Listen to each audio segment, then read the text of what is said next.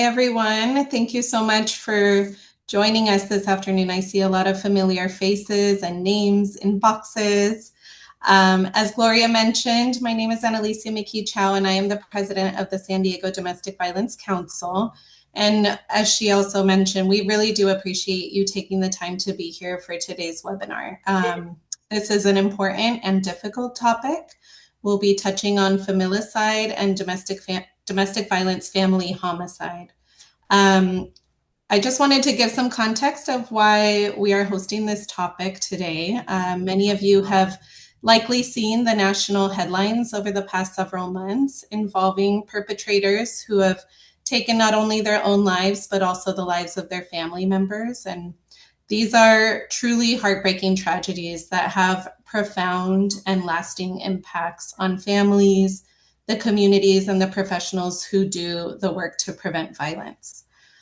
So while these cases often capture a lot of public attention, they also underscore the importance of understanding the dynamics, the warning signs, and then the factors that can lead to these devastating outcomes. So we're very grateful today to have the opportunity to learn from an expert in the field. And on behalf of the San Diego Domestic Violence Council, I want to sincerely thank the San Diego County District Attorney's Office for partnering with us today on this presentation.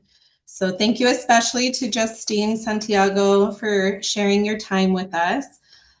Justine has been a Deputy District Attorney with the San Diego District Attorney's Office since 2012. Justine is assigned to the Family Protection Unit, where she prosecutes cases involving physical and sexual child abuse, elder abuse, domestic violence, including murder. She currently serves as the team leader of the Family Protection Unit in North County. And prior to that, she supervised the Family Protection Unit in the South Bay. Justine has served as the District Attorney's Office representative for the NCDV Coalition, SDDVC Coalition, and North County High Risk Team. She has also conducted domestic violence related trainings for the Women's Resource Center, for law enforcement agencies, and county employees. She obtained her law degree from Loyola Law School in Los Angeles and her bachelor's degree in psychology and political science from the University of California, Los Angeles. So please join me in welcoming Deputy DA Justine Santiago. Thank you guys for having me. I appreciate it. As Annalicia mentioned, this is a very prevalent topic, not only because of the sensational media draw that it has, but also the impact that it has on families and communities in general. What I will preface by starting with is that we at the DA's office don't have a specific unit just for familicide, but part of why I'm here to talk is because there is a very large overlap as it relates to family protection. And Annalicia kind of mentioned the cases that I deal with here in family protection, and there is a large overlap when you see these types of cases, whether it's domestic violence, elder abuse, or child abuse. So I'll jump in to it. You guys can always interrupt with questions, or if you have questions towards the end. It's more of not an, I wouldn't say an informal presentation, but more just an overview. Like we were saying, just key facts that, common patterns that we see underlying these types of incidences, things that could lead up to it, and some ideas of how we can take preventive measures in these types of situations. So I can try and share, if I'm given authorization to share my PowerPoint.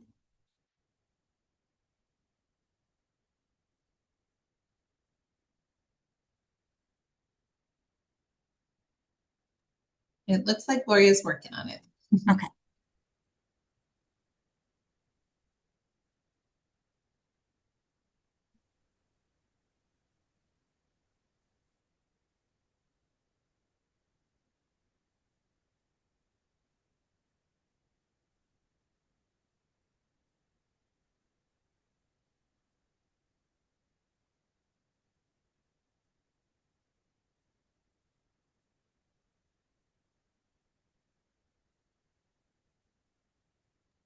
Justine, do you want to try sharing now?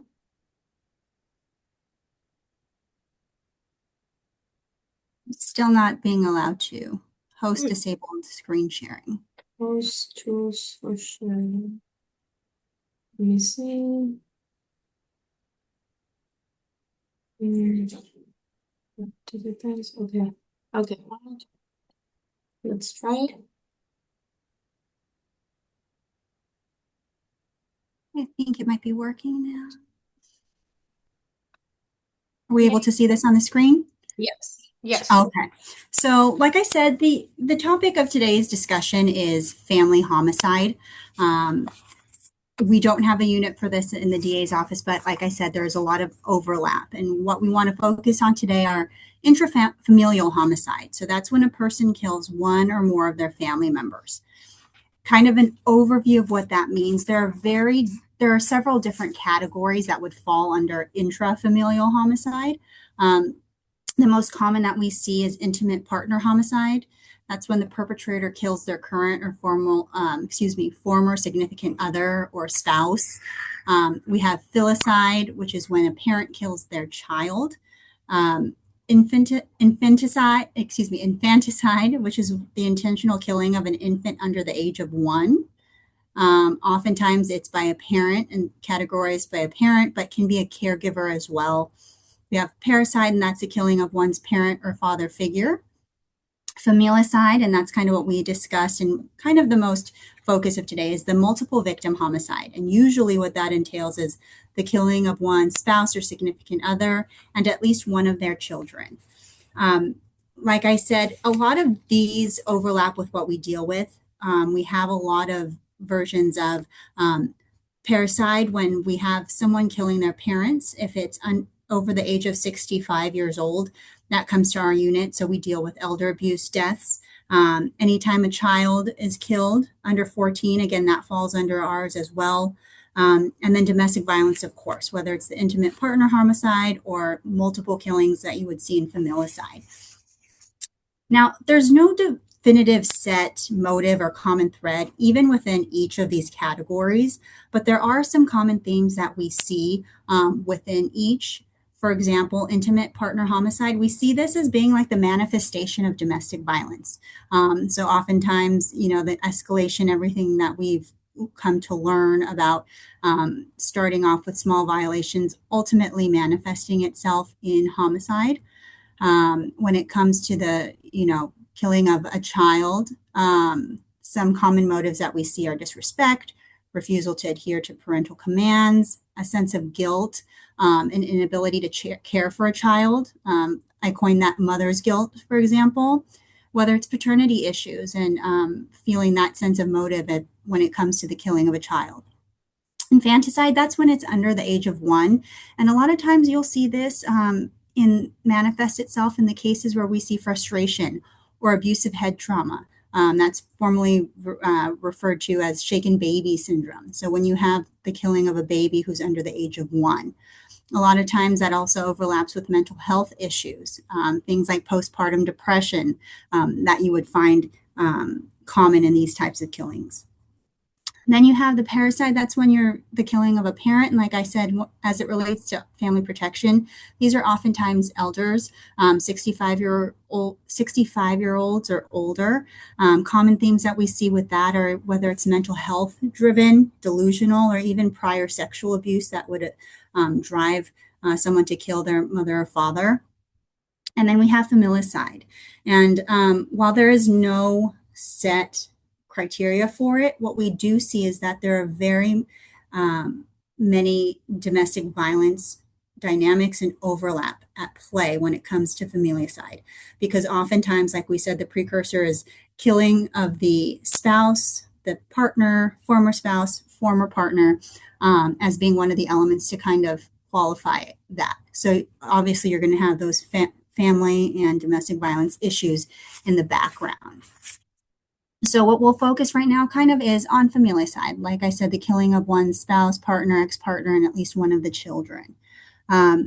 Like we talked about, a lot of this is drawn by the media. It's drawn to the attention that they get from these murders. And what we want to know is like, who's going to do this? Who has the profile? Who can we pinpoint so we can make sure that we prevent these tragedies. And unfortunately, this idea or concept of one set profile doesn't exist. We wish it would so that we can pinpoint it, but it doesn't. There have been studies that kind of have looked into some commonalities of the perpetrators of these types of heinous crimes, just to see if we can break them down a bit and try and categorize them. And so I'm going to highlight some of these that people have kind of broken down a bit. Before I go further, I did want to preface, I may be referring to a perpetrator as a he or a male. While obviously women can be the perpetrators of familicide, studies have shown that oftentimes and more likely historically they have been male perpetrators. So one of the profiles that have been identified is this self-righteous profile. Someone who blames their spouse, and that elicits a sense of retaliation. Masculinity is compromised, and the family is the source of that. So the elimination of that unit, of that family, of the partner, is a way of regaining power and control. That might be the personality of one type of perpetrator of familicide. Contrast that with what's classified as a disappointed profile. For whatever reason, the family doesn't conform to this idyllic prototype. It's seen as a failure. The person sees this as being defeated, that they can't live up to this expectation. So elimination or killing of the partner or the family essentially removes this issue, and it's driven by this disappointment. And kind of dovetailing to another one is this anomic profile, which is breakdown of social norms, and it kind of dovetails from disappointed of a profile, but it's driven more so by economic failure. Economic failure led to the destruction of a social reputation. And so now the elimination is just getting rid of what's now useless. If there's no financial capability, if they can't stay afloat, there's just no point, is kind of the mentality. And then we have this paranoid profile, which is an external threat to the family leads to this person's need to protect their family from any additional harm, whether that's a true threat, whether it's a perceived threat, whether it's driven by something real or not. It's a threat to the family in a sense of a way to protect them. And then the last one that's a kind of a catch-all is we have the mentally ill profile, where this is something that's just motivated by severe illness. And so what you can kind of see from these 5 different categories, again, this is just very general, is that everything is very different. Each perpetrator can be very different. There's no one set profile that we're able to pinpoint. But we can see is that within these, there are some common motives. And when I say motive, it's just kind of what ultimately drives someone to commit something this heinous. What we find in these types of familicide killings is that these tend to lend themselves more categorically to premeditated murders than you would have with your sometimes traditional, for lack of a better phrase, intimate partner violence. It's not necessarily going to stem from just a bad argument that you have, but because there are different motives there, it does lend itself to a sense of premeditation or planning, or kind of an appreciation of what you're going to do to effectuate that motive. A lot of times what we see, like I said, premeditation is family breakdown. A family breakdown is what kind of pushes someone to just to resort to this. We have financial distress, mental illness, protection of one's image, whether it's their social status, whether it's their own expectations as parents or as the caretaker for the family, and then a sense of hopelessness and self-defeat. So these are kind of just some of the things that we see that ultimately push someone to commit these types of familicide types of killings. But there are also common features, things going on in the background that kind of we see a common theme of as well. And why we're focusing on this is because one of the most common features that we see is domestic violence. There's a statistic that 51% of familicide suspects were previous suspects or charged individuals with domestic violence. It's actually one of the most predictive factors when you combine it with other things like child abuse, either committing child abuse or being a victim of child abuse in the past.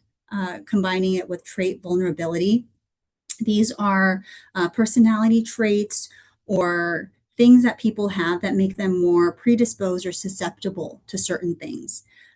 Depression, inability to cope, those types of trait vulnerabilities when combined with domestic violence also make someone more higher risk of committing this. You combine that again with psychosis and domestic violence, another big predictor of this.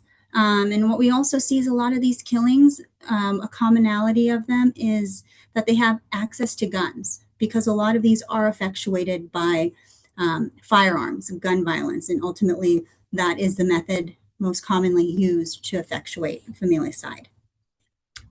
Previous violent threats, either to harm themselves or more commonly to harm their partner, and a sense of jealousy and depression, another common feature that we see with this.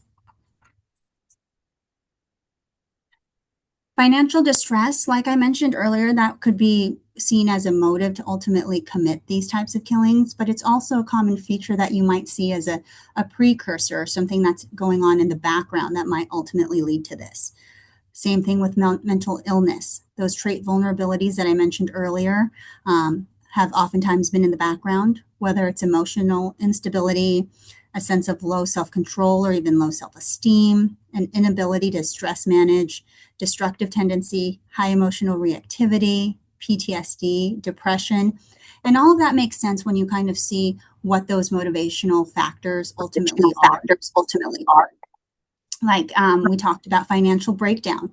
If someone is experiencing that and they don't have the ability to manage that stress and they already have these destructive tendencies, they're more likely to commit these types of crimes and to take it to that extreme, as opposed to reaching out for help or trying to seek other ways out aside from just that elimination of the family aspect.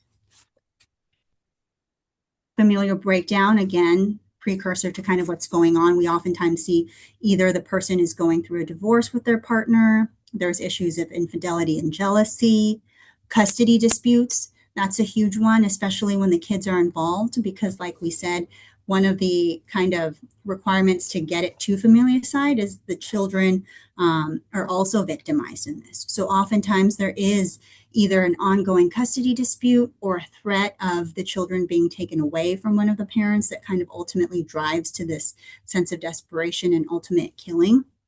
And then you add to this also a common feature you'll see is substance abuse. Combine that with those vulnerable traits that we were talking about. Oftentimes people who can't cope, people who don't have the ability to compartmentalize stress, fill that void with substance abuse. So again, another common feature that you'll see that just lends itself to this type of ultimate reaction. Alicia kind of touched on this earlier in terms of a lot of times, and what we've been seeing is in addition to killing of the partner and of the children or other family members, what we see is a post-familicide trend of suicide. So more than 50% of these perpetrators commit or attempt to commit suicide after doing this. And again, that tracks when you look at what the motivation is or what these commonalities are between some of these examples that we've seen or cases that we've come across, is that when someone is desperate enough or when someone is motivated enough to take the extreme measure of eliminating that unit, that family unit, they see themselves as part of that as well. So it kind of tracks and makes sense that eliminating themselves would still achieve that same ultimate goal that they would be achieving by killing family members as well. And another trend that we see is that there is actually a sense of remorse for at least the children, because it's not always, these killings aren't necessarily targeted at the children themselves. The children are kind of a means to an end, a justified end in the mind of these perpetrators. So it's not uncommon for them to see remorse or to say things that, you know, I wanted them to be in a better place, or to kind of justify it because there was no ill will towards the child, but more so, again, that means to an end. Now we talked about, and kind of what I was trying to focus on, are these domestic violence dynamics. And just as it is with just normal domestic violence between intimate partners or even just intimate partner homicide, the common theme that we see is power and control. Whether it's power and control over the family unit, power and control over the partner, power and control over the children. There's the sense of power and control that kind of runs through all those different motives that we talked about. They just manifest themselves differently. So we have the sense of these perpetrators feeling like they're solely responsible for their family needs. And whether it's an external or an internal threat, it's a way of kind of being able to handle that, to have control over those threats. And then it's also to maintain power and control over the family members, whether it's the person who feels like their masculinity is threatened and is pushed to act out violently in order to maintain that sense of control, masculinity over their family members, over that spouse, over that significant other. We see that as being a driving factor. And also losing control. So fearing abandonment, whether it's the abandonment of taking those children, of being abandoned by that significant other, or just feeling like they're going to be alone and trying to navigate these difficult waters that they're dealing with, is also what's driving these types of behaviors. So again, like the reason why domestic violence is so prevalent is because we have those same themes. When you combine these sense of themes with those vulnerability traits or those other external factors, it becomes, domestic violence extreme or plus, or, to the max, where now it's no longer just one partner, but taking extreme measures to maintain that power and control. And so that's why I want to focus again on the warning signs. We talk about what can we do to stop this. Because there is that huge overlap with domestic violence, it's important to, again, look at those same domestic violence warning signs that we see normally. Coercive control, extreme monitoring of daily activities, finances. It's today, it's right now. Intense possessiveness and jealousy. We have separation. Again, immediately following a separation or an attempt to leave a relationship, someone is statistically at the highest risk window. The same goes for familicide, not just for domestic violence. Strangulation. We talked about a lot of these cases involving someone with prior domestic violence arrests or being charged with it. Strangulation is also kind of part and parcel with that. Strangulation goes hand in hand with those prior domestic violence. So the prior history of that, it multiplies the likelihood of future lethal violence, not only to the partner, but to this risk of also the family unit as well. Stalking, surveilling, excessive phone calls, cyber stalking, trying to track people, again, another warning sign. Weapon access and threats, the presence of firearms in the home and any prior threats to kill the victims themselves or even the children. Again, using that as a power and control those threats. And as I mentioned, access to guns is a specific risk factor when it comes to familicide, because that oftentimes, in addition to strangulation, gun and firearms are the ultimate choice of executing this type of act. Suicidal ideation, threats of suicide or prior threats of suicide are linked to this. And like we said, ultimately following a lot of this familicide type of conduct, you will have the perpetrator killing themselves or at least trying to as a result of it. And of course, mental health and substance abuse, like we talked about, another warning sign in terms of someone spiraling and kind of getting them to the point where they would take it to these extreme measures. And so the question becomes, what can we do? What are some preventative measures that we can take? Because there is no set profile that leads to familicide, the biggest thing we can do is to just be vigilant and to be proactive, the way that we are with our domestic violence victims. I wish I could say that, There's a little bit more that we could do specifically as it relates to familicide, but because it is so intertwined and because everything is so overlapping, a lot of those preventative measures are the same. Restraining orders, from at least the DA's perspective, are extremely important. One of the most difficult things is to tell a victim, hey, we can't prove a case because there were no witnesses, and the burden of proof at trial is beyond a reasonable doubt. So oftentimes we're not able to issue cases. It deters people from reporting, and then we get into this cycle where ultimately they fall victim to something much worse. But what I always encourage people to do is to get those restraining orders. Victims will say, well, I don't understand. Why would I do that? A piece of paper is not going to stop anything from happening. It's not going to stop him from contacting me or coming to try and see the kids. Well, that may be true. What it allows is that it gives law enforcement a tool to be able to hold this person accountable. It lays that groundwork for even a violation of a restraining order, of a protective order, gets that person in the system in the sense that now there will be a protective order. Now they will be on probation. Now they will be ordered to do court-ordered classes. Those things are oftentimes easier to prove in court. So those are things that we are able to issue more frequently. And sometimes it is a wake-up call for the perpetrator. Oftentimes they won't take it seriously from the victim when they say, leave me alone, leave me alone. But a restraining order sometimes will be a good deterrent when it's officially a court telling them they can't do it. Oftentimes it's not. And in those cases, it actually helps, at least with law enforcement and the DA's office, from at least taking that first step to leave that paper trail for our victims. Another thing are groups like this, these multidisciplinary groups, because like we talked about, children are so part of familicide thing, and I have CWS, CFWB, I know it's changed names, agencies that involve CFWB, victim advocates, the DA's office, and law enforcement agencies, those are going to be crucial in being able to identify these types of victims and being able to get them those wraparound services that I know so many of you guys do.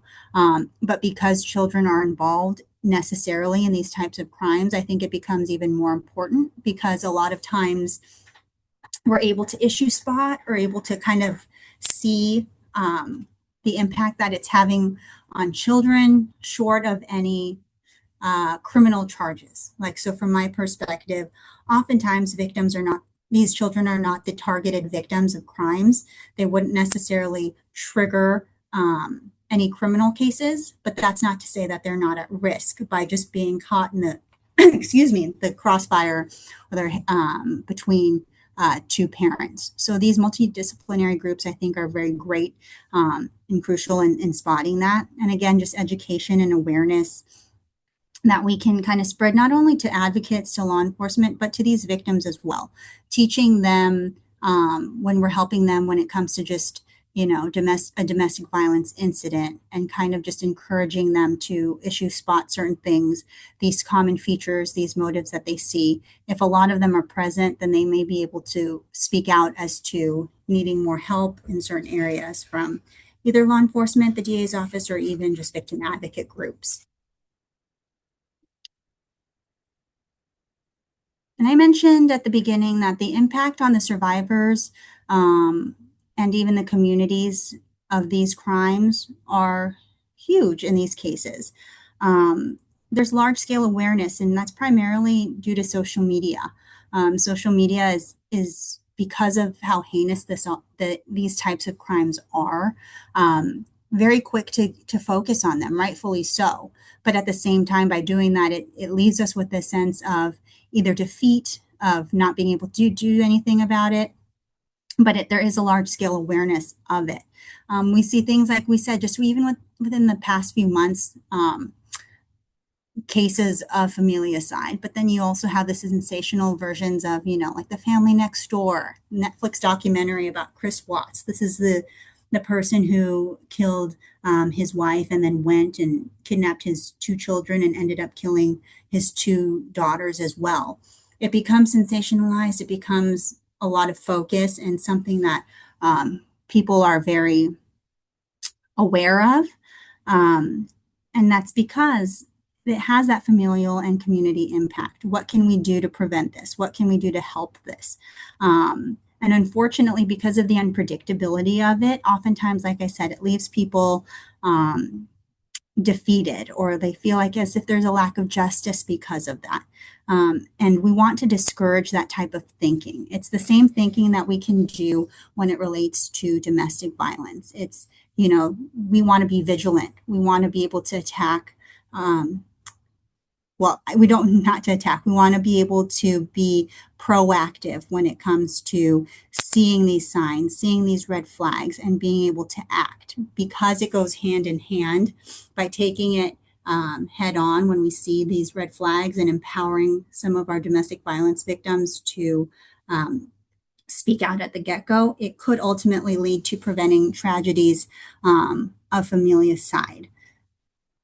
And I want to kind of focus, we talked about, you know, I know case studies, and we see all these things in the media and all these sad cases where ultimately it doesn't go to trial because the perpetrator kills themselves, and we don't get that sense of justice when it comes to these types of cases.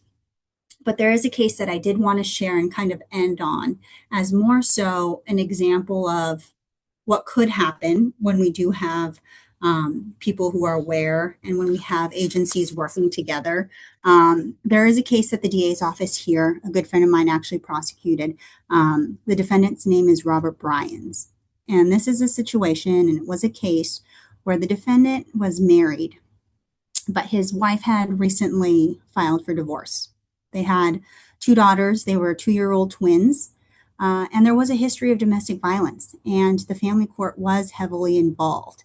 So this was someone who was in the system, where the mother did take action to try and get custody of her kids, and where CFWB was involved and was able to make it so that the children were not in the sole custody of either mother or father. They were actually in the care of the grandparents. And in this case, when this tragedy happened, they were actually with the grandparents. The defendant, Mr. Bryans, had gone to the grandparents' house in the middle of the night, essentially had kidnapped his 2 daughters. And the mom had an intuition. She was able to call and message the defendant to see where he was with those children when she learned that they were missing. And right away, that defendant threatened to kill all of them. He threatened to kill the children and himself. But that mom was vigilant, and she made sure to call the police right away, and stayed on the phone, and was able to get San Diego PD and help them ultimately find the defendant in his car. He had actually driven off the cliff, and that's why I coined it the Sunset Cliffs case. He drove off the cliff in Sunset Cliffs, and he was fully intending to kill himself and to kill his 2 daughters out of retribution to the mom and to everyone who was trying to keep the girls away from him. He had made comments about, you know, the kids were going to heaven, they were going to be okay. And luckily, because of the mom's efforts in that case, San Diego PD was able to find him, locate him, and despite driving off the cliff, one of the officers heroically jumped in and was able to save those girls, and ultimately save the defendant so that he could be tried in court despite his attempts to kill himself. And one of the reasons I wanted to bring this up is because this could have just been another statistic. It could have just been another incident of familicide. But because of some of those intervening factors that were noticed ahead of time, like I said, this was a domestic violence victim. She had been seeking help with that situation. There was that history of domestic violence that we see commonly with these types of cases. And because of that, and because of her persistence and family court's involvement, it delayed things. So it was no longer a situation where these children, these 2 girls, were in the sole custody of the defendant, which would have made it much easier for him to effectuate what he wanted to do. But it added that extra layer of protection, putting them in a safer place that delayed that. And because they were with their grandparents, it bought some time in the big scheme of things. And so because of that, and because of all those measures that were in place, ultimately it ended up leading to a more successful story, a happier ending. The girls, although they were ultimately taken to the hospital, they were okay. He was brought to justice. He is serving a hefty sentence for that. And so even in this tragic, we're discussing familicide and this hopelessness and this impact that it has on the community. That case I wanted to end on by highlighting, just because I think it's a good example of what you would consider possibly a typical familicide case that, because of everyone's efforts, ended up being more positive. So hopefully that helps shed some light on these types of cases, the overlap with domestic violence, and what you and what we can all do to kind of spot that ahead of time and hopefully help prevent them from occurring in the future.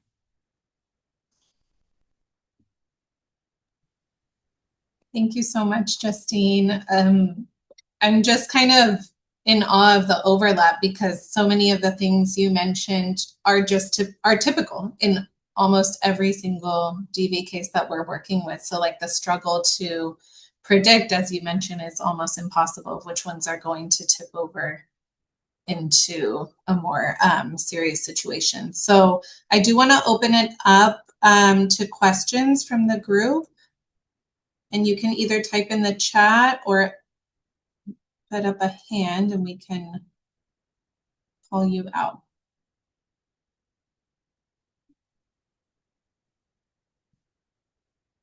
Any questions? Oh, I see Nicole. Go ahead. Does it show my name as Isabella? It does. Okay.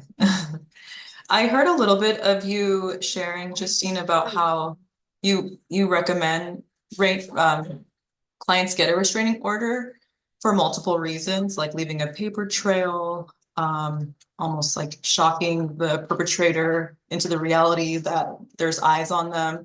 I was wondering if there's any situations where you don't actually recommend a client get a restraining order. Yeah. That's a good question. I don't think I've ever told anyone not to get a restraining order. I've seen situations where, kind of on the flip side, where victims have tried to get restraining orders and they have not been granted. And I can see why a judge would ultimately make that decision. And I can it's like, I get it. But in terms of at least trying, I don't think I've ever discouraged anyone from doing it. If there's someone who truly feels like they are in fear, and there's a justification for that, that's what our family courts and these civil judges are for, to vet that and to be able to empower these victims to be able to get those. So I can't personally think of a situation right now where I would tell someone, actually, no, don't do that. I will say, what I have heard some fear about is, oh, if I do that, the person will know where I live, or they'll know more information about me. And I see that more often. And that's a very real concern. It's one that I empathize with and I completely understand.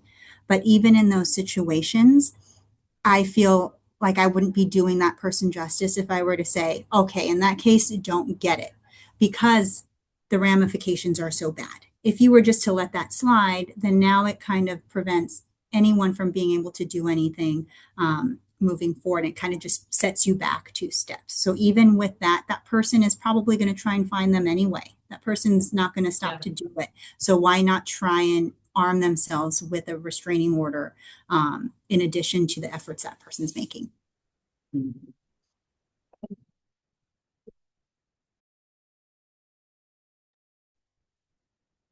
Any other questions from the group?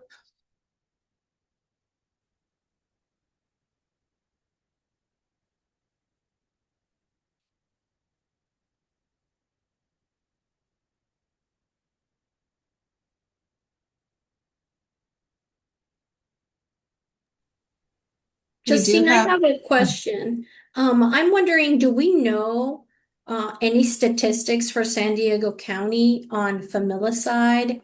Whether it's something I hate to say, are we on the average of the county with the nation, or, are we doing better? in San Diego County? That's a good question. I wish we did have statistics. We don't. And I think a lot of that stems from not a lack of focus on these cases, but it's just a little bit more difficult for us to navigate when we don't have a designated unit for these types of cases, because there is that overlap with domestic violence or with elder abuse. Oftentimes it's kind of categorized in that as opposed to familicide. But in preparation for this, it was something that in my head was that I want to bring up to kind of see what we can do to kind of focus on those cases. I think the other difficulty with, at least with the DA's office having statistics with this, is oftentimes, like I said, it ends in suicide. So there is no criminal case that ultimately comes out of it. So it'd be something that we would probably have to have joint efforts on to be able to pull these numbers and these statistics, whether it's with law enforcement and the DA's office together. But that's definitely something that I noted as well, that we can kind of look towards in the future to try and see if we can get those numbers and see where we are in line with other, nationwide. Tara, I saw you come on camera. Yeah, So I just sure want to you add for DV, we would have those stats because we do that process of tracking DV homicide. So if it's a DV homicide that's also a familicide, we would have those statistics.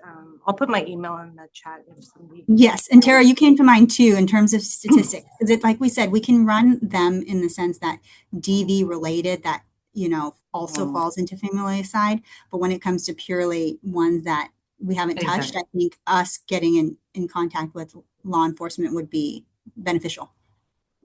Yeah, exactly. So we have them for the homicide, suicides, and the homicides for anything DV related. So we would have all known, but not if it's a familicide that wasn't involving an intimate partner. So yeah. Thank you, Tara. I see a couple of hands up. So Allie, I think yours was up first. I was just wondering if you could speak to briefly the interplay of the gun violence restraining orders. If somebody doesn't have enough for a DV restraining order yet, per se, but just feels one of these events has happened, the lost job, or have noticed an increase in weird behavior, but there hasn't been actual abuse under the law and the family code yet. How would somebody like that go about seeking a gun violence restraining order to remove one of those risk elements? So that's a great question. And what I've found and what I found most effective is working directly with law enforcement agencies when it comes to that. Oftentimes getting those detectives on board to be able to do that, because there is no criminal case, like you said, it doesn't rise to that level. It falls on the law enforcement agencies to follow through with it. I know that Carlsbad's been good with that and other agencies that follow through. So I think it is a great idea to be able to do that, especially when we see these risk factors. But it's a matter of being able to get law enforcement either more aware that that's an option that they can do, so that we can encourage that type of road and pathway when it comes to that situation. Thank you. The next hand I saw was from Sarah Gonzalez. Hi, Justine. Can you guys hear me? Yes. Okay. Hi, I'm a detective with the Sheriff's Office. I'm the domestic violence coordinator as well. As far as restraining orders, do you see that the judge, so if the restraining order is granted for the victim, let's say the wife, do you see the judge is reluctant to add the kids on the restraining order? Is that usually something that's kind of, and it's depending on the crimes? Is it tough to get all the kids on the restraining orders when they're filed for the whole family? I don't want to misspeak because I don't know the statistics as to how often they do it versus how often they don't. I will see that a lot of times the restraining orders that come over across my desk do include children. And so whereas on the DA's office, when we have a case with a criminal protective order that's attached to a criminal case, we are restricted in who that covers. If the child is not a victim, wasn't a witness, then legally and statutorily, we're not able to add them on it. So I oftentimes encourage victims to get overlapping restraining orders that include the children. And I haven't had a lot of pushback in the sense that the judges refuse to do that. And I do see more restraining orders that include children than I see protective orders, if that helps gauge that at all, at least from my perspective. Yes, And thank you. I can speak to that a little bit. I'm with the Legal Aid Society, and so we're the ones that often see the family law domestic violence restraining orders. In order for children to be included as protected parties, there does need to be some element of risk to the child, which often can just be that they were exposed. They witnessed, they heard, something happened. And in those circumstances, I don't see that there's hesitation, but there is often and eventually will be some sort of visitation plan. And that's where it can get a little muddy because they may be protected parties, but they're allowed to see the perpetrator 3 times a week, and that may or may not be supervised. And so I agree that there should be overlapping restraining orders, that criminal protective order and the DVRO, because that sets out additional parameters. But if they meet the requirements under the code, the children should be included as protected parties. Thank you. Thank you, Allie. A couple more hands up. I see Sarah Miller. That's me. Can you hear me? Can y'all Yes, we hear hear me? you. Okay. I just had a question about restraining orders since we are talking about them. I've noticed how some of the people I work with don't really want to get one, but those who do have them, I try to remind them that they can report violations, like if the person is violating that restraining order. How does that affect the whole scene? Does that help to protect the victim when those get reported? Because I know I try to tell people I work with to report them. From the DA's perspective, it does. And I tell the victims same thing, to always report these violations, even if it doesn't rise to the level of the DA's issuing criminal charges. What it does do is it allows us to see the history of these violations, the escalation. So the way it works is reports are submitted to the DA's office and we don't delete them. They stay in whether they're issued or rejected, they stay in our files. So for example, a case comes across my desk for a violation of a restraining order. I can look up that same person and see, oh, this person has reported 3 other times that there was a violation. So all of that paper trail is there for me to be able to reference and look and see maybe this time there's enough given that history when maybe the first 3 times there wasn't. Another reason why I tell people to report these restraining orders, as many of you are aware, these violations can ultimately lead to stalking, right? To stalking charges. So while maybe isolated on their own, they don't rise to the level. If something culminates in what we think is stalking, all of those prior reports do become relevant and helpful in being able to hold them accountable for, let's say, like the stalking charge at the end. So yeah, what I do encourage is report. Whether or not we issue charges, don't get discouraged. Don't take that personally, but just know that it's not for naught. No, yeah. Thank you. Thank you so much. Yeah. Thank you. And we have one more hand up. We have from Blanca.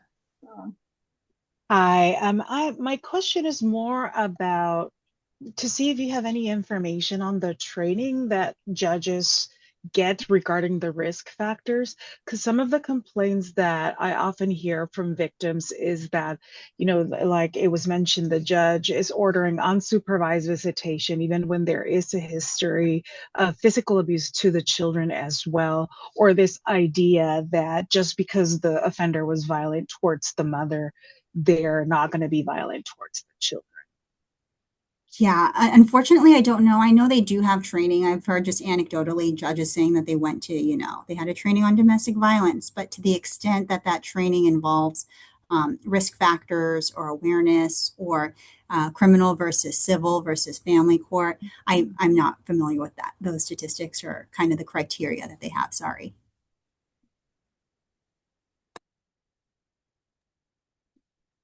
I did want to add one thing to the question about kind of calling in when there's several violations or even one violation of a restraining order. Those are often the cases that we encourage, I know in the South region and I know North and Central also do what they call HRT, and we call it MDT in the South.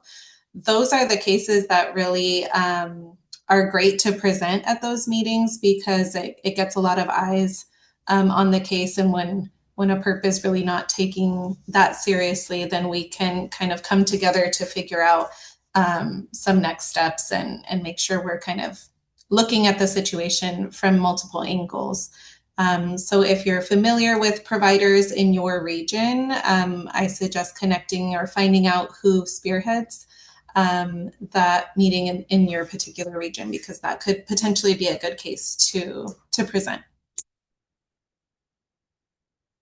Justine, do you lead the HRT in North? I did, but now someone else on our team does, Isaac Jackson. But if you guys have a referral or anything like that or questions, you can always reach out to me and I can put you in touch with both. We have at the DA's office, we have a victim advocate representative who leads it from our office, as well as the DA representative, and I'm happy to put you in touch with either of them. And same goes for South. I know that they're, like you said, MDT is down there as well. They work hand in hand. Yes, and we have a referral process in the South as well. So if anyone is interested in referring a case, we can support with that.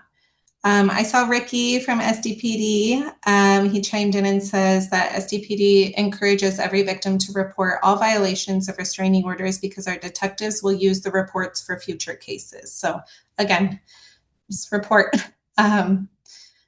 Like Justine mentioned, that paper trail is really important to kind of paint a bigger picture of what's going on.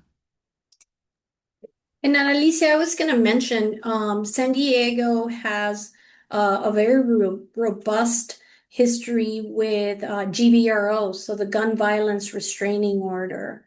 The city of San Diego leads the trainings statewide on gun violence restraining orders.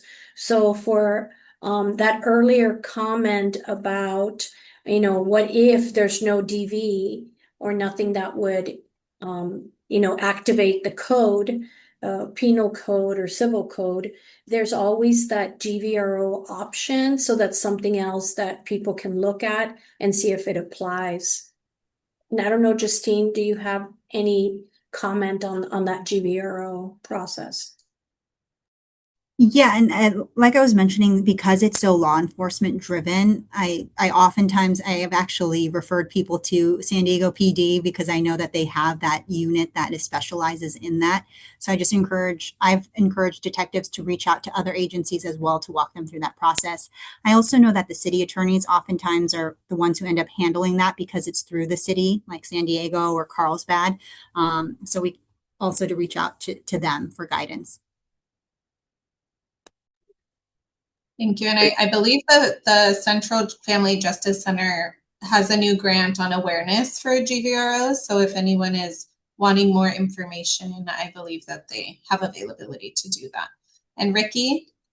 Yeah, I was just going to comment that our domestic violence unit works hand in hand with our GVRO unit to go out and serve these restraining orders. And anytime that an officer responds to a call, the first question is there any guns in the home, or does anyone have access to a gun? And for the most part, if the answer is maybe, then we reach out and do the GVRO just in case that individual might be in some aspect near a gun. So we want to cut that off immediately and give us some room to service the victim to ensure their safety. That's been our policy since we started this GVRO process. And it's a very time-consuming process, but it's very effective. We found that it's helped a whole lot with our domestic violence cases. And we always encourage, anytime that we have a TRO violation, if the perpetrator is there or nearby, that's an immediate arrest for our department. So that is a case that comes in every day to us, and we always send those cases forward for prosecution. So please, if You hear of a victim who has a TRO and is reluctant, just have them call a unit. We will go out there, listen to them, take the report, and we'll compile enough information so that we can do future cases. It might lead to a stalking. We want to be able to give these TRO victims some hope. Thank you. Any other questions or insights, comments to share?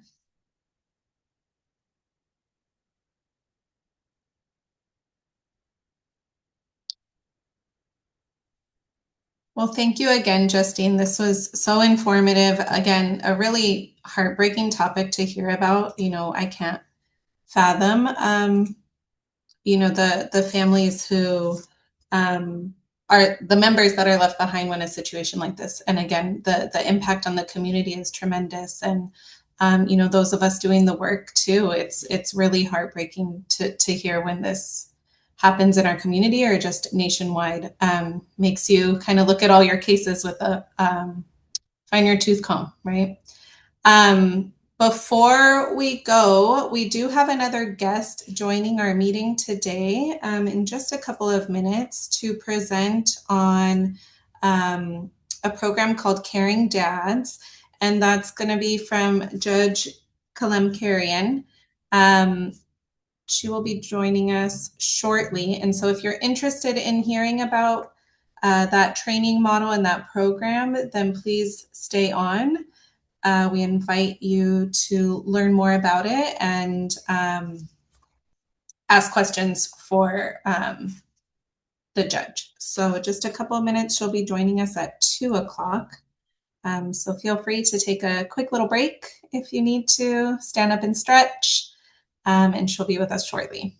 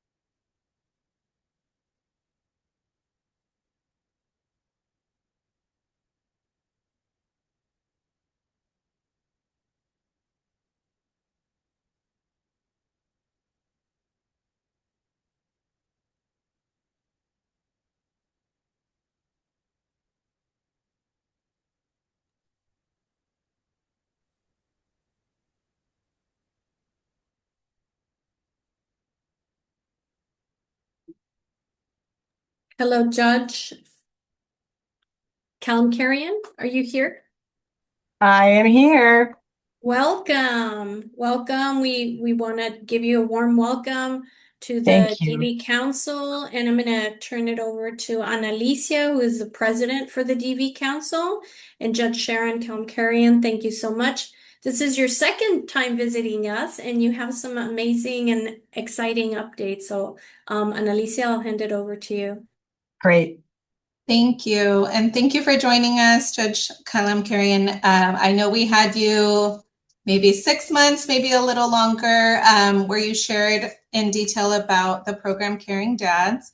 And it sounds like there's some updates that we wanted to invite Judge Kalemkarian to share with the greater group to see as there has been some funding secured potentially for those who are interested. So I'll go ahead and have you take over and share your updates. And if anybody has questions, you can feel free to put them in the chat or raise your hand.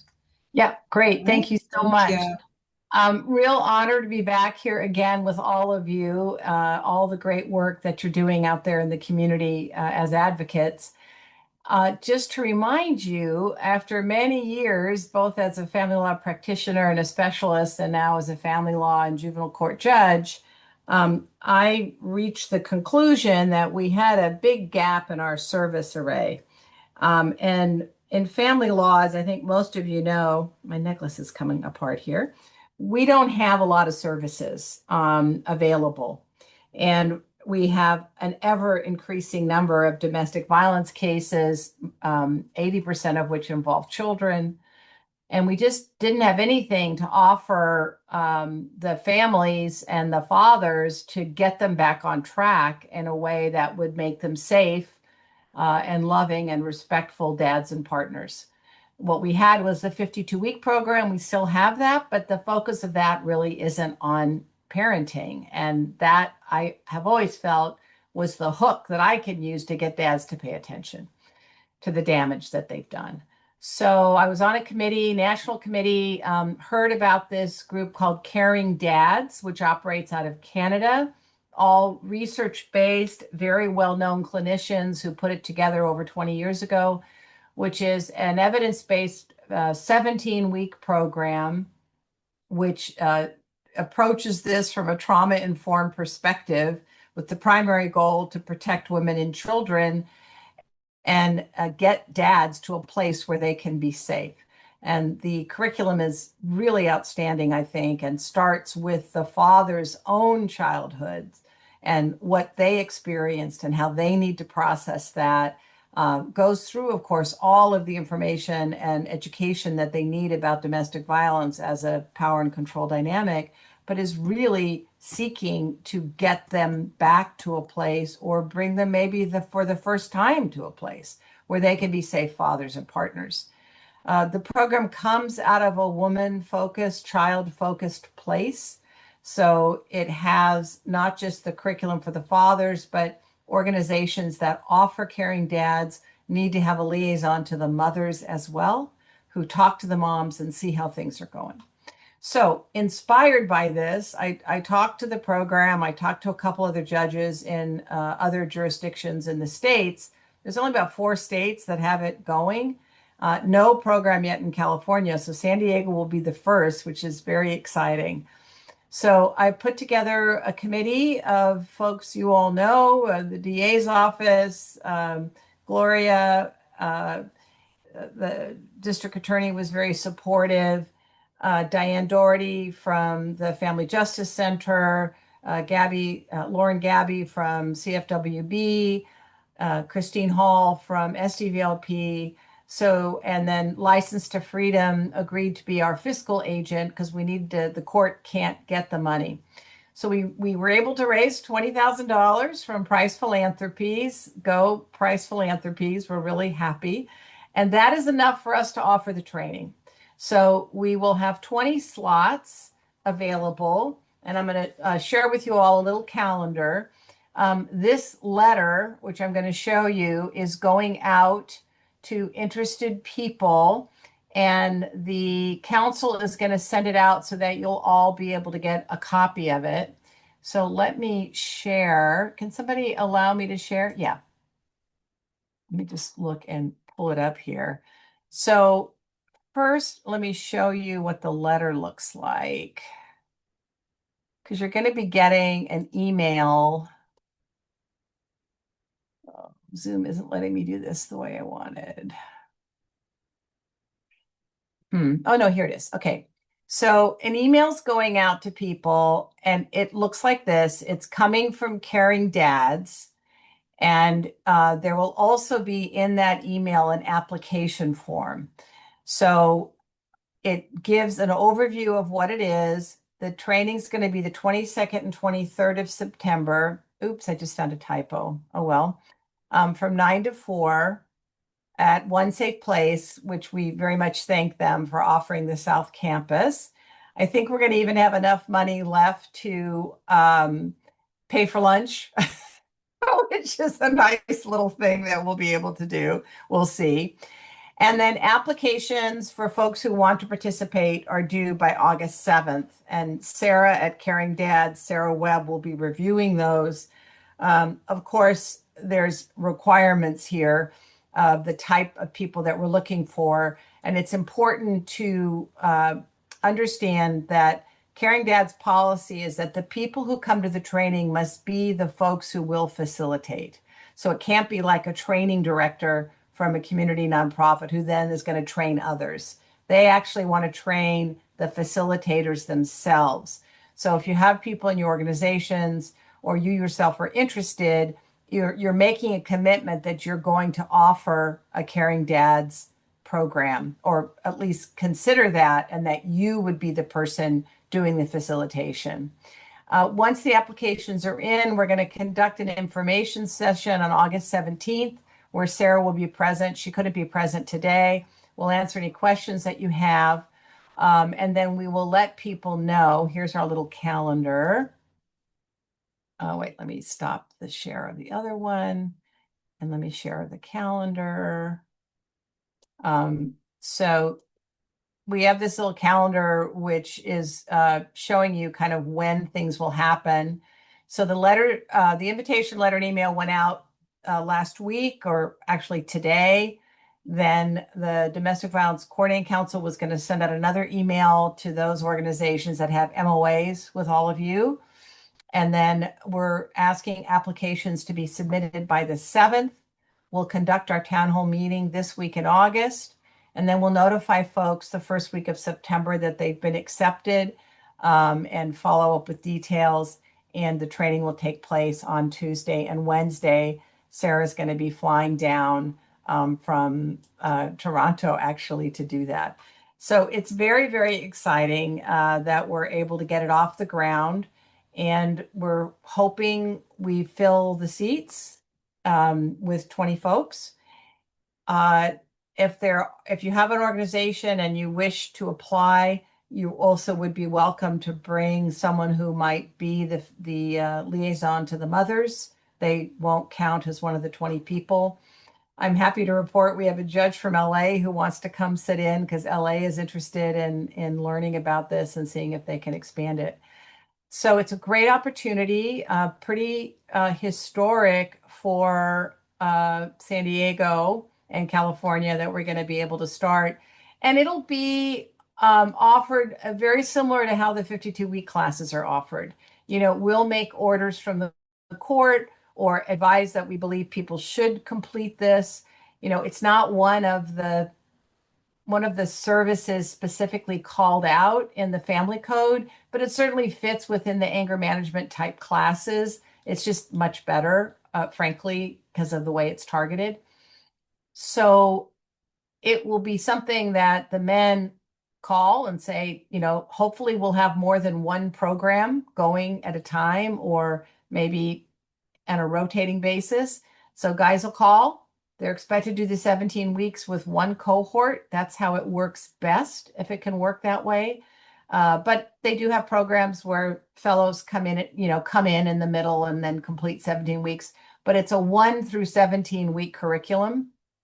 So they like to have the same cohort. And we imagine the costs will be similar. It doesn't get specified by Caring Dads, but most of the 52-week programs are charging from $35 to $70 a session. Child welfare may subsidize some of that.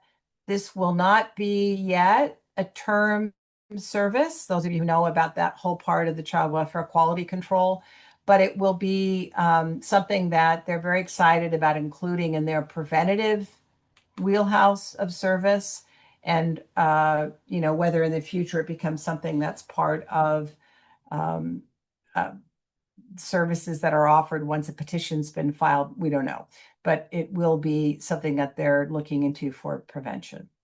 So that's the exciting news. It has been over a year since we started working on it. And I want to thank Madeline Del Toro. I don't know if Madeline is here, but she's a San Diego State recent graduate who wants to go to law school, who came to a talk that I gave at a law school class and has been my right-hand person doing a lot of the logistics, and Sarah Webb from Caring Dads, who's remarkable and could not be here today, but she'll be doing the training. So happy to entertain questions. And if you do wish to have an invitation, you'll get one if you have an MOA with the council, but you can ask Gloria more questions about that. And just, there's the message in the chat, just let her know and she'll forward it on. Everything's going to, the application is online and everything. So it's long because we really want to be sure, Sarah designed it, that people who come have the right perspective, have the right worldview, and also the right skill set. So questions, happy to answer questions. Judge, we have a question on the chat from Andrea Keith. She's an LMFT. She says, I'm in Orange County and offer probation-approved anger management classes. How can we find out more about facilitating and training of caring dads? Well, you're welcome to apply. I don't think we would exclude you because you're from Orange County. If you want to come and get trained and figure out a way to get the program open in Orange County and talk with your supervising judge of family there, who's great. Otherwise, contact me separately. I'll put my email in the chat here. It's not a big secret. I mean, don't email me randomly, but if you have something that you want to ask me about, let me know. This we just, are getting started as something that I thought really needed to happen. And I had the support of our supervising judge and presiding judge to kind of put the weight of the court behind it. But it's not a court program. It's going to be out there in the community, just like all the 52-week programs are. And it is not, let me make it clear, and it says it in the letter, this does not replace or abrogate the 52-week requirement that's in the statute. This is not for criminal cases to kind of give guys a way to say, oh, I'll do 17 instead of 52. It's specifically designed for fathers who've been perpetrators in a domestic violence case in family or juvenile. And often, as you all know, those cases never get to criminal court. They're just with us. Any other questions? Concerns? Whatever. Do agencies who apply for caring dads do they also have to have experience having had the 52-week program, or could they be just interested in caring dads? No, they can be just interested in caring dads, but Sarah's going to be looking that whoever applies as an organization first has a facilitator who's experienced. So they've facilitated anger management groups, or they've facilitated victim groups, or they have a therapy background. She knows what she's looking for. Having organizational support is also very important. So some backing where you're going to have a place to offer it. And if you're not full the first 17-week session, you can still continue because someone's not depending upon tuition to pay their salary, that type of thing. So you don't have to have been a 52-week provider. We did send the letter to everyone who the court has on its list, but it isn't exclusive, and we want to really cast a broad net because there may be folks who are interested who have experience in related work but haven't been 52-week providers.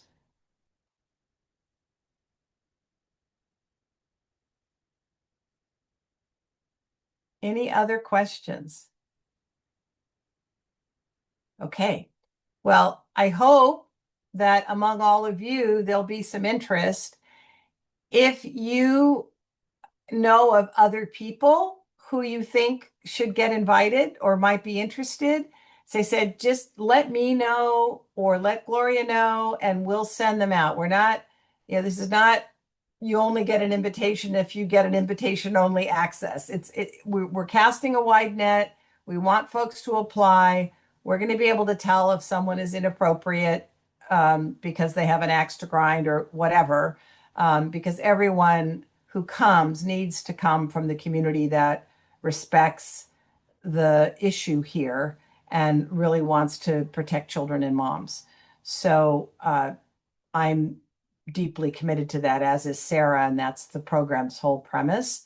But as I said, there's a real gap. I mean, even having a fatherhood program, if it doesn't address domestic violence and the background that men are coming from, that leads them to find this as behavior that's on some level acceptable to them, it's not going to work. So that's what I think is just really genius about this.